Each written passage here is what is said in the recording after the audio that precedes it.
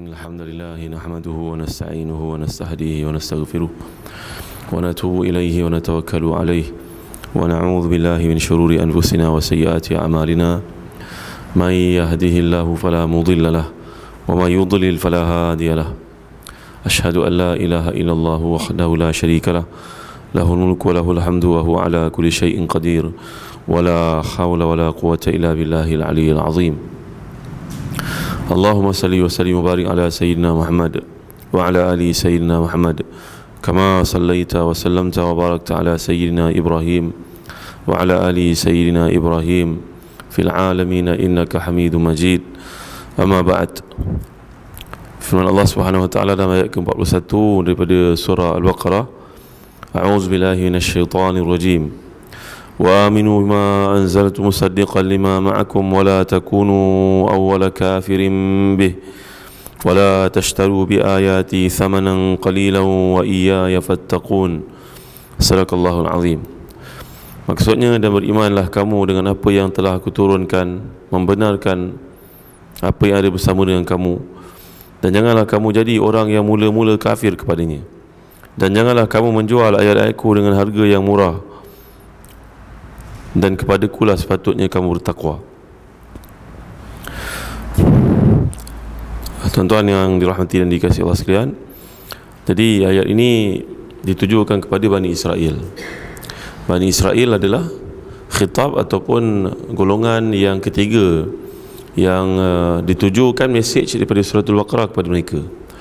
Pertama dahulu kita dah tengok kepada golongan mukminun, muttaqun, kemudian kepada golongan munafiqun, dan sekarang Allah SWT bawa kepada kita tentang Ahlul Kitab, Bani Israel. Jadi dalam ayat ini ia merupakan satu pendedahan kepada manusia dan kepada Bani Israel ni secara khususnya, supaya mereka mengetahui Islam ini menerima apa yang ada dalam kitab-kitab terdahulu. Taurat, Injil, Islam terima, tetapi tidaklah diterima dalam arti kata selepas penyelewengan itu berlaku. Pada peringkat awal, pada zaman Nabi, ketika diturunkan kitab-kitab ini, maka ialah suatu kitab daripada Allah SWT. Tapi bila zaman berlalu dan padri-padri mempunyai banyak kepentingan, rahib-rahibnya ada banyak kepentingan, maka mereka telah pun mengubah sesuai dengan selera mereka. Jadi ayat ini merupakan satu pembuktian bahawa Islam ni adalah satu pendekatan yang mengharmonikan keadaan. Jadi Islam bukanlah satu cara hidup yang menganggap orang lain sebagai musuh. Tidak. Islam membenarkan apa yang terdapat dalam kitab Taurat dan juga apa yang terdapat kitab Injil sebagai apa yang pernah diturunkan oleh Allah SWT. Tapi golongan Yahudi yang tidak mahu menerima hakikat ini. Jadi bila Allah SWT firmankan di sini, wa aminu bima anzaltu musaddiqan lima ma'akum, ia adalah satu bukti, lagi satu, tentang Quran ini datang daripada Allah SWT, bahawa Allah yang menurunkannya, Allah yang mengajarkannya kepada Nabi Muhammad SAW dan wahyukannya. Wala takunu awwala kafirin bih, janganlah kamu jadi orang yang mula-mula kufur kepadanya. Para ulama mentafsirkan perkataan awwala di sini bukanlah bermakna orang yang mula-mula dalam arti kata yang pertama kufur, tidak, tetapi awal ni dari sudut isim tafdhil yang menunjukkan kepada melampau-lampau sifat kufur itu. Jangan kamu jadi, kalau kita sebut pada seseorang, dia ni memanglah ulat buku, tak ada pun nampak dia tidur, sentiasa membaca buku, ini namanya tuan-tuan mubalaghah, yang merujuk kepada perbuatan tersebut nak cerita seolah-olah terlalu mendarah daging dalam dirinya. Takkan dia tak tidur langsung kan? Jadi begitu juga dalam pendekatan Al-Quran Karim ada uslub seperti ini yang merujuk kepada melampau-lampau sifat itu. Kamu nak bandingkan dengan orang Arab yang telah pun mengingkari perutusan Nabi Muhammad SAW ketika di zaman Mekah. Mereka satu hal lah, kerana mereka tu jahil, mereka tak boleh baca, mereka tak pernah diutuskan Nabi sebagaimana yang pernah diutuskan kepada kamu Nabi-Nabi yang ramai. Jadi bandingan kamu dengan mereka, kamu lebih teruk daripada mereka, kerana mereka ni memang tidak ada kitab untuk dibaca, tapi kamu memiliki kitab Taurat dan juga Injil, kitab Taurat. tapi kamu tetap juga menolak Islam yang dibawakan oleh Nabi Muhammad sallallahu alaihi wasallam. Begitu maksudnya. Wala takunu awwala kafirin bi wala tashtaru bi ayati thamanan qalilan wa iyaya fattaqun. Dan janganlah kamu menjual ayat-ayatku dengan harga yang murah, dengan tiada nilai, wa iyaya fattaqun, dan kepadakulah hendak kamu patut merasa takut. Ayat ini menggambarkan tentang sifat golongan ahlul kitab yang telah pun terlibat dengan rasuah. Orang Melayu panggil rasuah, orang Arab panggil rasya, yartashi, rishwah. Tapi orang Melayu panggil rasuah. Tukar shin jadi sin. Jadi orang-orang pendeta-pendeta Yahudi ini, mereka sering menggunakan kedudukan itu untuk kepentingan dunia mereka. Bahkan sampai ke hari ini pun padri-padri pun terlibat dengan banyak perkara-perkara yang memalukan. Contohnya di Singapura, dekat dengan kita beberapa, mungkin pada awal tahun ini ataupun hujung tahun lepas, iaitulah seorang padri yang terlibat dengan banyak skandal, mengambil duit orang untuk tujuan pengampunan dan sebagainya. Tahu-tahu je memiliki anak luar nikah yang ramai. Perempuan yang datang di sana berlaku bagai-bagai perkara yang tak sepatutnya pada tanggapan seseorang Kristian berlaku pada padri tersebut. Dan perkara ini memang tak dapat nak dielakkan. Satu dunia penganiayaan kepada masyarakat berlaku dalam keadaan masyarakat itu beranggapan bahawa padri ataupun pemilik ataupun penguasa-penguasa, pemimpin-pemimpin agama ni kononnya bertindak jujur, tapi mereka telah pun bertindak sebaliknya. Jadi maksud Allah SWT kat sini adalah golongan yang mengambil kesempatan di atas agama. Lalu mazhab Hanafi telah menjadikan ia hujah, larangan kepada para ustaz juga, kepada para ilmuwan agama juga, untuk mengenakan apa-apa ketetapan di sudut bayaran. Kalau jadi imam tak boleh ambil gaji. Kalau jadi seorang ustaz mengajar Quran tak boleh minta duit. Bahkan kalau pergi ke peringkat sekolah sekalipun, mengajar di sekolah tak boleh ambil gaji. Berpandukan kepada ayat ini. Tapi ternyata pandangan tersebut, tuan-tuan, pandangan yang ditolak oleh mazhab yang lain, mazhab yang lebih banyak, iaitu Maliki, Syafi'i, Hambali. Semua mengatakan ayat ini tidaklah mengongkong kerja-kerja keagamaan untuk tidak mendapat habuan keduniaan, mendapat wang sebagai balasan dan sebagainya. Jadi maknanya kalau seorang jadi imam, seorang jadi guru agama, seorang jadi ustaz, kalau kita pakai ayat ini nanti kata larangan mengambil habuan dunia, tak boleh ambil gaji, dia nak makan apa, tuan-tuan?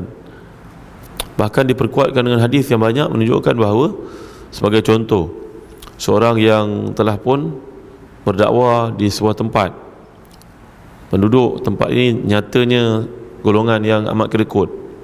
Tiba-tiba bila rombongan mubaligh Rasulullah ni nak pulang, ketua kabilah ni kena sengat binatang. Lalu mereka telah minta tolong daripada sahabat-sahabat Rasulullah ni untuk menjampikannya. Tapi kerana latar belakang mereka ni sangat kedekut, mentingkan diri sendiri, maka sahabat yang menjampikan ni telah pun berkata, aku boleh jampikan, boleh doakan, ruqyahkan, dengan syarat hendaklah kau bayar kepadaku 100 ekor kambing. Maka mereka pun terima. Lalu dijampi olehnya dengan izin Allah SWT, suratul Fatihah, sembuhlah ketua kabilah itu. Lalu dibawa pulang kambing ini kepada Rasulullah dan dirasa sebelum salah pula, charge dengan nilai harta terhadap bacaan Al-Quran Al-Karim. Lalu bila pulang kepada Rasulullah SAW, dia menjelaskan situasi tersebut. Rasulullah SAW bukan sahaja nak menenangkannya, bahkan Rasulullah telah pun bersabda, berilah kepadaku sebahagian daripadanya, ja'alni nasiban minha, bagi aku sebahagian daripadanya, commission. Kerana kalau Rasulullah SAW bersabda setakat boleh, tak ada masalah, tentulah dalam hatinya masih lagi terfikir, agaknya Rasulullah bersabda seperti ini untuk mengelakkan aku daripada rasa bersalah, maka Rasulullah SAW kata boleh. Tapi bila Rasulullah SAW bukan saja kata boleh, bahkan Rasulullah bersabda, bagi kepadaku sebahagian daripada kambing yang kau dapat itu, menunjukkan ianya harus.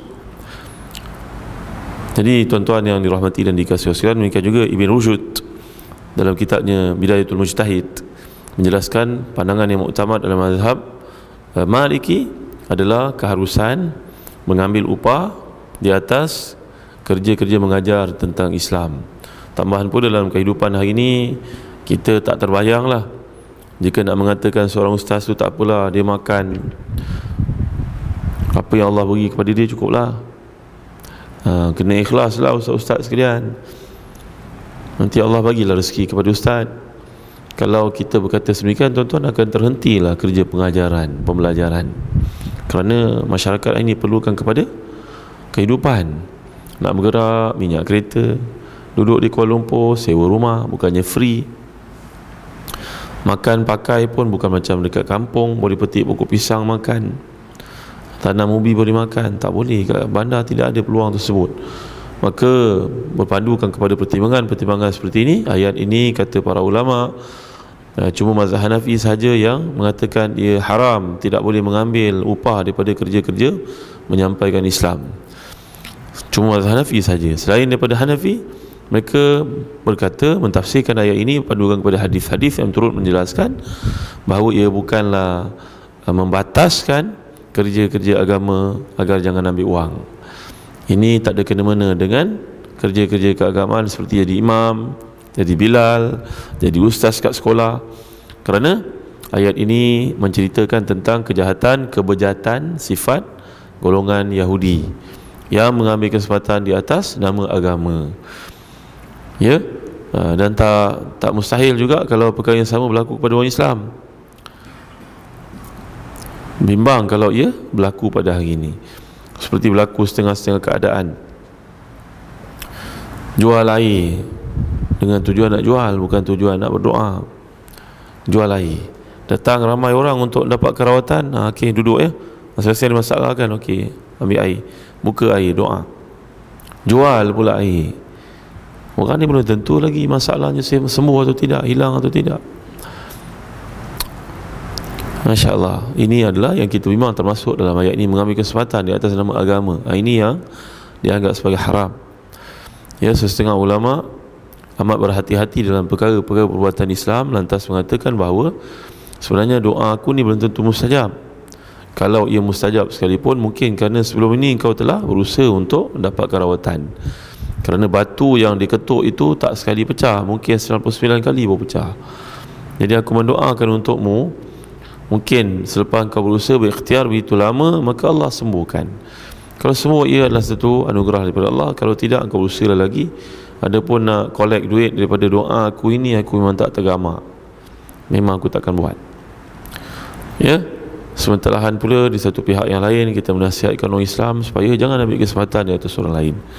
Kerana orang yang sakit ini, dia akan buat apa sahaja demi untuk dapat kesihatannya balik semula. Maka tumbuhlah macam cendawan lepas hujan. Golongan yang mendakwa boleh merawat orang dengan ayat-ayat tertentu. Kita bimbanglah tuan-tuan, masyarakat yang jahil ini menjadi umpan, menjadi mangsa mudah kepada golongan yang tak bertanggungjawab. Jadi tuan-tuan, agama ni bukan untuk dikomersialkan. Agama ni bukan boleh dijual beli. Kita ikhtiar boleh, tapi para ulama yang saleh, salafus saleh, tak pernah pun buat perkara ni tuan-tuan, dimuliakan Allah sekalian. Mengambil charge. Kalau kamu nak berniaga, berniagalah. Jangan berniaga ayat-ayat Allah. Itu yang kita bimbang. Sampai masuk dalam surat khabar beberapa bulan sudah, ataupun tahun lepas, ataupun 2 tahun lepas, iaitulah kerja menjual air Zam-Zam yang dibacakan 30 juzuk ayat Quran padanya, dan juga diletakkan anai-anai yang telah makan Quran 20 juzuk. Anai-anai itu di blend, kemudian dimasukkan dalam air itu, dengan Quran yang dimakan tu sekali sebahagiannya pun dihancurkan masuk dalam air itu, dia blend macam mana, campur pula dengan air Zam-Zam, baca Quran 30 juzuk. La ilaha illallah Muhammadur Rasulullah. Jahilnya umat ini. Masuk dalam surat khabar lagi tuan-tuan, jual air lagi. Ini yang kita bimbang, masuk dalam wala tashtaru bi ayati thamanan qalila. Ini namanya menjual agama. Ya, kamu tak tahu ke makan ulat ni hukumnya haram? Mana-mana ini makannya haram. Ya, inilah bila jahil, kejahilan bermaharaja lela. Dan masyarakat awam yang melihat agama ni pada penampilan fizikal saja, tak masuk dalam hati. menganggap bahawa minum air zam-zam yang dibacakan 30 juz Al-Quran boleh jadi pandai, bijak, genius. Coklat pun dibacakan ayat Quran. Engkau bila nak baca? Engkau bila nak baca? Tak mustahil pula lepas ni nanti kereta pula dibacakan ayat Quran. Beli kereta ni dia baca ayat Quran 30 juz, kereta tu yang baca. Ya, tuan-tuan yang dimuliakan Allah sekalian, tengoklah kejahilan yang berlaku, ya, sehingga menyebabkan masyarakat yang dipermain-mainkan oleh golongan yang tak bertanggungjawab. Kalau kita baca dalam surah Yasin, yunzira man kana hayya wa yahiqqal qawlu 'alal kafirin, kan? Apa surah Yasin tu? Yasinul Qur'anil Hakim innaka laminal mursalin, kan? Quran itu tujuannya untuk orang hidup, bukan orang mati. Ya, jadi inilah satu masalah yang berlaku. Mudah-mudahan Allah beri kepada kita kefahaman terhadap ayat ini. Artinya menjual ayat Allah dengan tujuan dunia, ini maksudnya mengambil kesempatan di atas agama. Bukan kita ditujukan kepada golongan yang bekerja untuk Islam, para pendakwah, para ustaz, para imam, para bilal. Tak, mereka ni tak termasuk dalam ayat ini. Wallahu alam. Sallallahu ala sayyidina Muhammad wa ala alihi wa sahbihi wa baraka wa sallam. Alhamdulillahirabbil alamin. Wassalamualaikum warahmatullahi wabarakatuh.